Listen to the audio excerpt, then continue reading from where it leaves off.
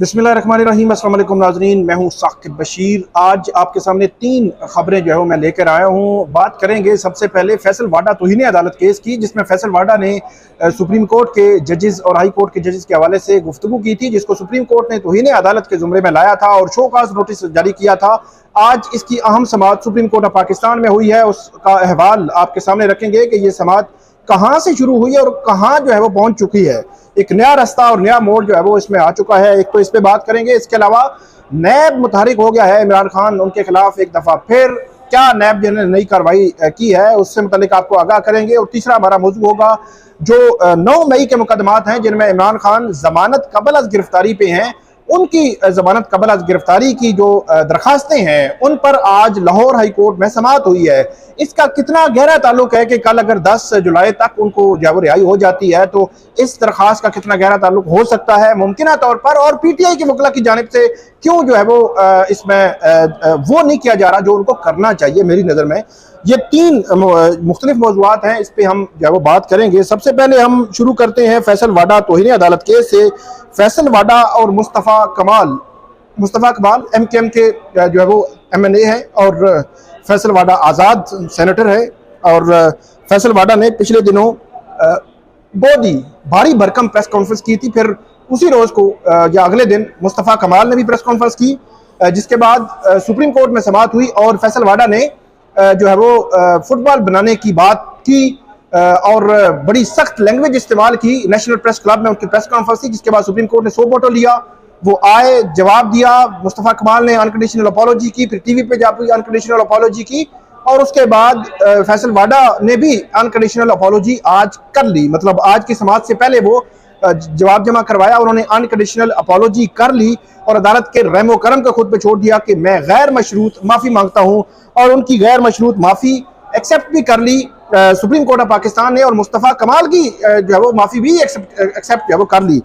लेकिन सारा मलबा बज़ाहिर ऐसे लगता है कि जो मुस्तफ़ा कमाल हैं या फैसल वाडा हैं, इन दोनों के खिलाफ जो तौहीन अदालत की कार्रवाई थी, इनको शोकाज नोटिस जारी हुए थे। इनको कहा गया था कि क्यों ना आपके खिलाफ तौहीन अदालत की कार्रवाई शुरू की जाए, क्योंकि आपने जो है वो जजेस के अलावा आपने इदारे पर जो है वो इस तरह का इल्ज़ाम लगाया है, बात की है, तो तज़हीक की है, तौहीन की है बादियुल नज़र में।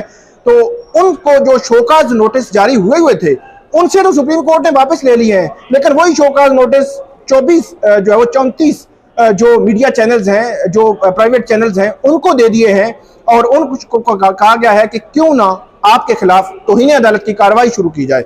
आज की जो समाअत थी वो बहुत जो है वो तवील समाअत चली, उसका क्रक्स मैं आपके सामने रखूंगा।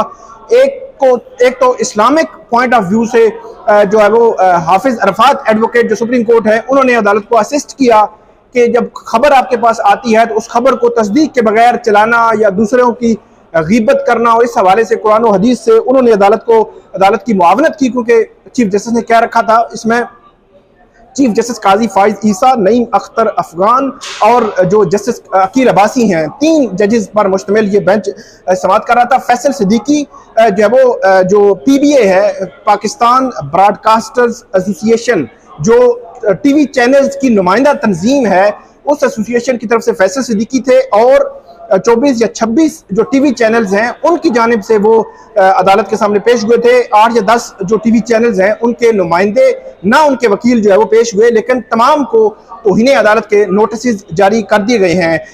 एक बात, और दूसरी बात कि कितना पैसा कमाया गया, और ख़ास तौर पर मैं आपको बताऊंगा कि चीफ जस्टिस उनकी जानिब से यह भी कहा गया कि आपने इससे पैसा बनाया है एडवर्टीजमेंट की शक्ल में, या कितनी दफ़ा आपकी चली है जो प्रेस कॉन्फ्रेंसेस हैं, कितनी दफ़ा चली हैं और कितना पैसा आपने बनाया है, इस हवाले से बताएं। बल्कि राना जवाद जो डायरेक्टर न्यूज़ हैं जियो न्यूज़ से, उनको रोस्टरम पे भी बुलाया गया, उनसे पूछा गया, लेकिन उन्होंने कहा कि जो मामलात हैं फाइनेंस के वो उनके हवाले से आगाह नहीं है। उसके बाद 1-2 और जो है वो टीवी चैनल्स के नुमाइंदगान को बुलाया गया, लेकिन उनके नहीं बताया, उन्होंने कहा कि हमें नहीं पता। एक 7 न्यूज़ के नुमाइंदे थे, उन्होंने कहा कि 1-2 लाख हम कमा लेते हैं।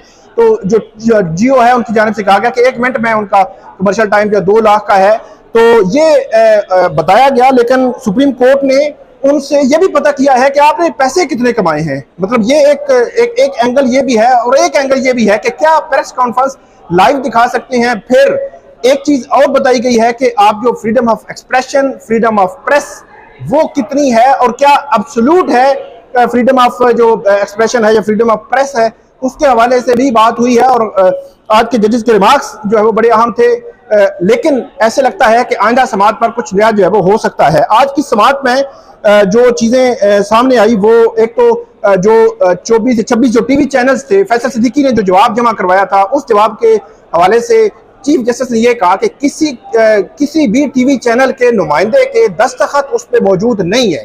तो फैसल सिद्दीकी ने कहा कि क्योंकि सिंपल नोटिस हुआ था तो उस पर हमने जवाब दिया है। सिंपल नोटिस का लॉ में यह लिखा हुआ है कि आप कोई भी आप खुद आ सकते हैं या अपने वकील के जरिए अदालत में आ सकते हैं। क्योंकि इसमें शोकाज नहीं था तो इसलिए हमने दस्तखत किसी से नहीं करवाए। उन्होंने रिक्वेस्ट भी की अदालत से कि हम ये नोटिस जो है वापस ले लेते हैं और नया नोटिस जो है वो जवाब जो है वो वापस ले लेते हैं और नया जवाब जमा करवा देंगे। लेकिन सुप्रीम कोर्ट ने उनकी ये रिक्वेस्ट नहीं मानी और चीफ जस्टिस ने यह भी कहा कि आज़ादी सहाफत और आज़ादी इजहार राय दो अलग अलग चीज़ें हैं। और यहाँ पे फैसल सिद्दीकी ने कहा फ्रीडम ऑफ प्रेस की वजाहत 200 साल से करने की कोशिश हो रही है। चीफ जस्टिस ने कहा कि 200 साल से क्यों, 1400 साल से क्यों शुरू नहीं करते? आपको 1400 साल पसंद नहीं? 200 साल का जिक्र इसलिए कर रहे हैं कि तब अमेरिका आज़ाद हुआ। और यहाँ पे जो है वो फैसल सिद्दीकी ने कहा कि मैं 200 साल की बात इसलिए कर रहा हूँ कि मॉडर्न आइन की इब्तिदा तब हुई। चीफ जस्टिस ने फैसल सिद्दीकी को आइन का दिबाचा पढ़ने की हिदायत की। एक मरहले पर जब जो फैसल सिद्दीकी हैं उन्होंने अमेरिकन जो कॉन्स्टिट्यूशन है या अमेरिका के हवाले से एक मिसाल देने की कोशिश की तो चीफ जस्टिस ने उनको रोका। और उसके बाद आगे चलकर एक और पॉइंट पर जब बात हुई तो उन्होंने ये कहा कि जो प्रेस कॉन्फ्रेंस लाइव होती है क्या दुनिया में, अमेरिका में वहां पे होती है? तो ये उन्होंने एग्जांपल दी। और उसके बाद चीफ जस्टिस जो है उनकी जानिब से ये भी कहा गया कि चैनल्स की जानिब से जवाब जो है वो जमा नहीं करवाया गया। जो मैंने आपकी तफसील जो है वो बताई है, कोई किसी को चोर डाकू कहे और मीडिया कहे हमने सिर्फ रिपोर्टिंग की है, क्या ये दुरुस्त है? ये जो है सवाल उठाया गया। क्या प्रेस कॉन्फ्रेंस में ज़ेरे इल्तवा मुकदमात पर गुफ्तगू की गई? और यह भी कहा क्या तौहीन अदालत पर मबनी प्रेस कॉन्फ्रेंस फैलाने वाले का कोई कसूर नहीं? और यह भी अदालत की जानिब से कहा गया कि आप मान रहे हैं कि फैसल वाडा ने तौहीन अदालत की, क्योंकि फैसल सिद्दीकी से यह पूछा गया कि बतौर वकील, बतौर लॉ अफसर जो है, बतौर जो है वो ऑफिसर ऑफ द कोर्ट, आप जो है वो अदालत को बताएं। उन्होंने कहा कि मुस्तफ़ा कमाल की जो प्रेस कॉन्फ्रेंस में वो बादियन नजर में तौहीन अदालत के जुमरे में नहीं आती, लेकिन फैसल वाडा की आती है। तो यहाँ पर उन्होंने कहा कि फैसल वाडा की जो है वो आपने खुद माना है कि फैसल वाडा की जो प्रेस कॉन्फ्रेंस है वो तौहीन अदालत के जुमरे में आती है। यहाँ पर जो है वो चीफ जस्टिस जो है उनकी जानिब से ये कहा गया कि तमाम 26 टीवी चैनल्स ने एक ही जैसा जवाब जो है वो अदालत के सामने जमा करवाया है। और यहाँ पे ये भी कहा गया कि आपने खुद कहा कि कम अज कम एक प्रेस कॉन्फ्रेंस तो तौहीन अमेज थी। तो फैसल सिद्दीकी ने कहा कि मैंने बादियन नजर में ये जो है वो बात की है। तो चीफ जस्टिस ने कहा कि पागल खाने में कोई पागल प्रेस कॉन्फ्रेंस करे वो कवर करना आपकी ड्यूटी है। जब उन्होंने जवाब के हवाले से कहा कि जो जवाब जो है वो इनके जो मीडिया चैनल्स हैं उनकी जानिब से जो जवाब जमा करवाया गया था उसके तनाजुर में ये बात की। और आगे चलकर ये भी चीफ जस्टिस ने यह भी कहा कि जस्टिस अकील अब्बासी, उन्होंने कहा कि कोई भी शख्स आकर कह दे मैं अवाम का नुमाइंदा हूं, आप उसे क्या नशर कर देंगे? और आप जो बातें कर रहे हैं वो कहाँ कर रहे हैं? पैमरा से या किसी बैनुल अक़वामी कन्वेंशन जो है वो दिखाएं कि आप कहाँ से ये कह रहे हैं और जस्टिफाई कर रहे हैं। किस कानून में लिखा है आपने प्रेस कॉन्फ्रेंस लाइव दिखानी है? और ऐसा भी नहीं हुआ कि एक बार गलत बात आने पर प्रेस कॉन्फ्रेंस को काट दिया हो। आप अब फ्रीडम ऑफ एक्सप्रेशन के तहत बताएं इस प्रेस कॉन्फ्रेंस से कितने पैसे आपने जो है वो कमाए हैं। फिर उसके बाद जो नुमाइंदे हैं वो रोस्टम पे आए अदालत के सामने। उसके बाद जस्टिस अकील अब्बासी ने कहा कि तबसरे लोग ऐसे करते हैं जैसे 1600 फैसले जो है वो लिख चुके हैं। और उन्होंने ये भी कहा कि टीवी चैनल्स पर उन लोगों को बिठाया जाता है जिन्हें कानून का कुछ इल्म जो है वो नहीं होता। और यह भी कहा गया कि आज तक चैनल्स को यह ख्याल क्यों नहीं आया कि अब क्यों जो है वो ये सारा मामला हो रहा है। उसके बाद हाफिज अरफात उनकी जानिब से कुरान और हदीस के हवाले से जो गीबत और जो सुनी सुनाई बात फैलाने के हवाले से अदालत के सामने चीज़ें जो है वो रखी गई। यहाँ पे अटॉर्नी जनरल जब रोस्टम पे आए तो अटॉर्नी जनरल से पहले जस्टिस नईम अफगान ने यह बात की कि जो है वो रेवेन्यू कमाना है तो एंटरटेनमेंट और दीगर शोबाजात के प्रोग्राम करें। जहां पे अटॉर्नी जनरल ने कहा कि कुछ और मजीद प्रेस कॉन्फ्रेंस भी हुई हैं जिनमें तौहीन अमेज अल्फाज इस्तेमाल हुए हैं। अटॉर्नी जनरल ने रऊफ हसन की प्रेस कॉन्फ्रेंस का हवाला दिया तो चीफ ने पूछा, चीफ जस्टिस ने, कि रऊफ हसन कौन है? तो चीफ जस्टिस को बताया गया कि ये पीटीआई के हैं और ये कलमात उस वक्त अदा किए जब रऊफ हसन को हमने रिलीफ दिया था। ये चीफ जस्टिस ने कहा कि उनके जो भाई हैं वो फवाद हसन है, तो क्या उस वक्त उन्होंने ये अल्फाज जो है वो इस्तेमाल किए हैं? यहाँ पे चीफ जस्टिस ने यह भी कहा कि मैं अपनी जात के बारे में कभी नहीं करता। ये भी साथी जजेस के कहने पर जो है वो नोटिस लिया है। ऐसे लगता है कि जो फैसल वाडा का तौहीन अदालत नोटिस है ये साथी जजेस के कहने पर जो है वो लिया गया है और फैसल वाडा और मुस्तफ़ा कमाल को रोस्टम पे बुलाया गया। मुस्तफ़ा कमाल ने रिबा के हवाले से, सूद के हवाले से बात करना चाहिए, लेकिन उन्होंने कहा कि केस आपका पेंडिंग है इसलिए उस पर बात नहीं करेंगे। फैसल वाडा को कहा आप कोई बात करना चाहते हैं, उन्होंने शुक्रिया तो अदा किया, लेकिन उन्होंने कहा कि मेरे हवाले से किसी एक जज ने यह बात की कि यह प्रॉक्सी है। तो प्रॉक्सी के हवाले से मैंने कहा, तो चीफ जस्टिस ने फिर कहा कि पहले आपकी तरफ से बात हुई फिर इधर से हुई, उसमें मजीद उन्होंने कहा कि मैं नहीं जाऊंगा, किसी और के लिए कुछ नहीं कह सकता। चीफ जस्टिस ने कहा कि अगर पहली बात ना हुई होती तो दूसरी भी ना होती। उसके बाद जो अताउल्लाह कासमी केस में सुप्रीम कोर्ट ने जो फवाद हसन फवाद को जो रेवेन्यू के हवाले से उसमें जो उनको रिलीफ दिया था, उस रिलीफ का फैसला जो है पढ़ा गया। फिर फैसल सिद्दीकी से पूछा गया कि फैसल सिद्दीकी को कहा गया कि आप जो है वो शोकाज नोटिस का जवाब देंगे। 34 टीवी चैनल्स को शोकाज नोटिस का जो कहा गया है उनको नोटिस जारी किया गया है और इसमें अदालत ने अपने ऑर्डर में यह भी लिखा है कि टीवी चैनल से जवाब के साथ प्रेस कॉन्फ्रेंस से कमाए गए रेवेन्यू की तफसीलात भी तलब की गई हैं। बताया जाए क्या प्रेस कॉन्फ्रेंसेस के दौरान इश्तिहारात चलाए गए थे, आगाह किया जाए प्रेस कॉन्फ्रेंसेस लाइव के बाद कितनी मरतबा दिखाई गई। और ये आज की जो समाअत थी 2 हफ्ते में तमाम टीवी चैनल्स को कहा गया है कि आप इस हवाले से अपने जो जवाबात हैं वो जमा करवाएं शोकाज नोटिस में और उसके बाद केस समाअत के लिए मुकर्रर होगा। तमाम जवाबात मालकान, टीवी मालकान और शेयर होल्डर्स के दस्तखत से जमा कराए जाएं। दूसरे मामले पे आते हैं। नैब ने इमरान खान की 190 मिलियन पाउंड केस में जो जमानत खारिज करने के लिए सुप्रीम कोर्ट से रुजू कर लिया है। अच्छा, इसमें बड़ी इंटरेस्टिंग सूरत हाल है। उमूमी तौर पर आप जमानत खारिज करने के लिए किसी भी अदालत से कोई भी एजेंसी जो है वो रुजू करती है तो उसके पीछे पर्पज ये होता है कि जमानत का मिसयूज कर रहा है वो जो मुल्जिम है, जमानत का मिसयूज करके वो केस पर जो है वो असरअंदाज होने की कोशिश कर सकता है।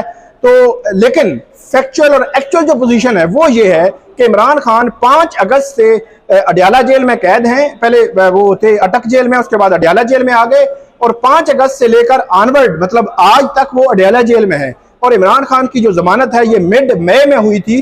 तो इसके अलावा मैंने आपको पिछली वीडियो में बताया था तफसीलात के साथ कि उनकी पहली जमानत अगस्त में हुई, फिर उनकी जो जमानत है वो हुई दिसंबर में साइफर केस में, फिर उनकी जमानतें फरवरी में हुई जो 9 मई के रावलपिंडी के केसेस थे, फिर उनकी जो है वो जमानतें दोशाखाना केस में हुई, साइफर केस में उनकी बरियत हो गई। उसके बाद ये 190 मिलियन पाउंड केस में जो है वो जमानत हो गई।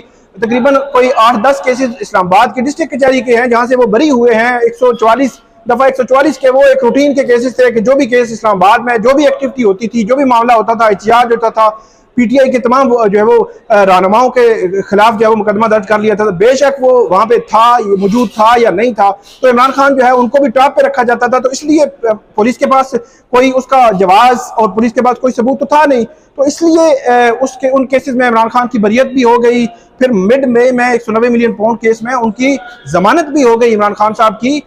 इसके बावजूद वो रिहाई तो उनको नहीं हुई, लेकिन अब नैब ने जो है वो इमरान खान की जो है वो जमानत खारिज करने के लिए सुप्रीम कोर्ट से रुजू कर लिया है। और उन्होंने क्या जो है वो सुप्रीम कोर्ट के सामने पॉइंट, सबसे बड़ा पॉइंट ये होता है कि कोई भी मुल्जिम अगर कोई जमानत जो है वो ले लेता है तो उस जमानत को वो मुल्जिम मिसयूज कर रहा हो या वो मुल्जिम जो अंडर ट्रायल केस है उस पर असरअंदाज होने की कोशिश कर रहा हो या उसका कोई सबूत हो तो उस सबूत पर एक्सेस करने या असरअंदाज होने की कोशिश कर रहा हो, तो तब जाकर जमानत जो है वो खारिज होने के जो है वो इम्कानात होते हैं।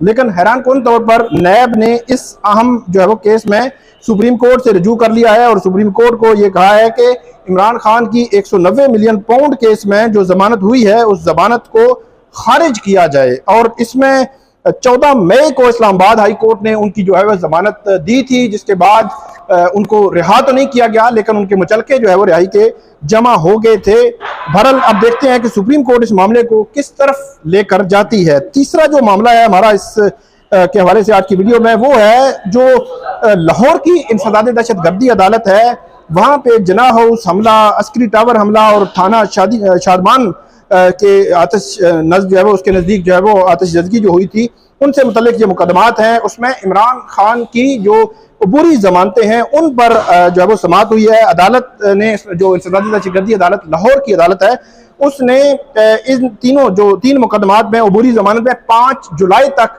जो है वो तोसी की है। और अदालत ने अस्करी टावर हमला केस की तफ्तीशी अफसर के पेश न होने पर काबिल जमानत वारंट जारी कर दिए हैं उसके, और तफ्तीशी अफसर ने खुद पेश होने की बजाय जूनियर अफसर के जरिए रिकॉर्ड अदालत के सामने जो है वो जमा करवाया।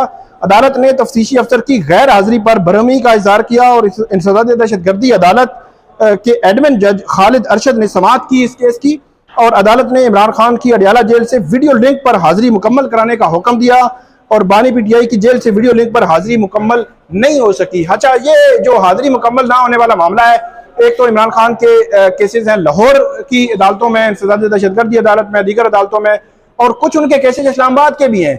और हैरान कुन तौर पर 5 अगस्त से पहले वो बेल बिफोर अरेस्ट पे थे। लाहौर की अदालतों ने भी डिसमिस नॉन प्रोसिक्यूशन मतलब अदम पैरवी ये जमानतें खारिज कर दी थी। उसके बाद इस्लामाबाद की भी अदालतों ने ये अदम पैरवी जमानतें खारिज कर दी थी। अदम पैरवी जमानत खारिज करने के दोनों आर्डर जो है वो दोनों हाई कोर्ट में चैलेंज हुए, और दोनों हाई कोर्ट्स ने वो अदम पैरवी जमानत खारिज करने के ऑर्डर्स को कलअदम करार दिया, और लाहौर और इस्लामाबाद की अदालतों को कहा कि दोबारा सुने।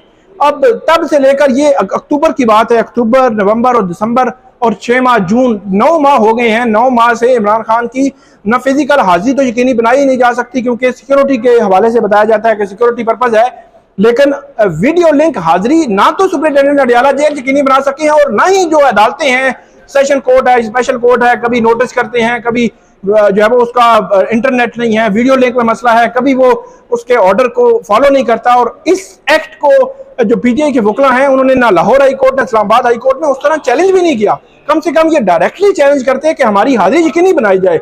हमने देखा कि सुप्रीम कोर्ट ने एक ऑर्डर किया सुपरिटेंडेंट अडियाला जेल को कि इमरान खान वीडियो लिंक पे बैठेंगे, और अगले दिन जो बेहतरीन वीडियो जो है वीडियो लिंक पे जरिए मौजूद थे, उन्होंने बात भी की, आवाज सुनी भी, उनकी आवाज भी बड़ी क्लियर सुनी जा सकती थी। एक समाअत में, फिर दूसरी समाअत में, फिर तीसरी समाअत में इमरान खान जो है वो सुप्रीम कोर्ट पेश हुए, तो जबरदस्त वीडियो लिंक चल रहा था। लेकिन हैरान कुन तौर पर जो वीडियो लिंक अडियाला जेल का सुप्रीम कोर्ट के लिए चल रहा है, बेहतरीन चल रहा है, वो पेश भी हो रहे हैं, हाजिरी भी हो रही है, बात सुन भी रहे हैं, सुना भी रहे हैं, वही वीडियो लिंक हाजिरी जो है वो ना तो इस्लामाबाद की सेशन कोर्ट, ना ही इस्लामाबाद की इंसदाद दहशतगर्दी अदालत में हाजिरी के लिए वो हो रही है, ना ही लाहौर की इंसदाद दहशतगर्दी अदालत में हो रही है। और इस मामले को ऊपर की किसी अदालत में वो लेकर भी नहीं गए, क्योंकि अगर इमरान खान जो है वो अगर 10 जुलाई को जो इद्दत के केस का फैसला आना है, 10 जुलाई से पहले अगर कोई पॉसिबिलिटी बनती है कि वो उस केस में अगर उनको रिलीफ मिल सकता है या मिलता है, अगर वो बाहर आते हैं या आने की कोई सूरत बनती है, तो फिर ये मुकदमात होंगे कि फिर इनकी अगर जमानत खारिज हुई तो फिर दोबारा से उनकी गिरफ्तारी जो है मुमकिन हो सकेगी। हैरान कुन तौर पर अक्टूबर से लेकर या अक्टूबर नवंबर से लेकर आनवर्ड 6, 7, 8 माह हो गए हैं। इन केसेस को सिर्फ हाजिरी पूरी होने ना होने की बुनियाद पर इन केसेस को कंक्लूड ना इस्लामाबाद और ना ही लाहौर में करवाया जा सका है, ना पीटीआई के वकला जो है वो इसमें कामयाब हुए हैं। तो ये आज की 3 जो है वो खबरें थी। उम्मीद है आपको आज की हमारी वीडियो पसंद आएगी। इस पर फीडबैक दीजिएगा। अल्लाह हाफिज।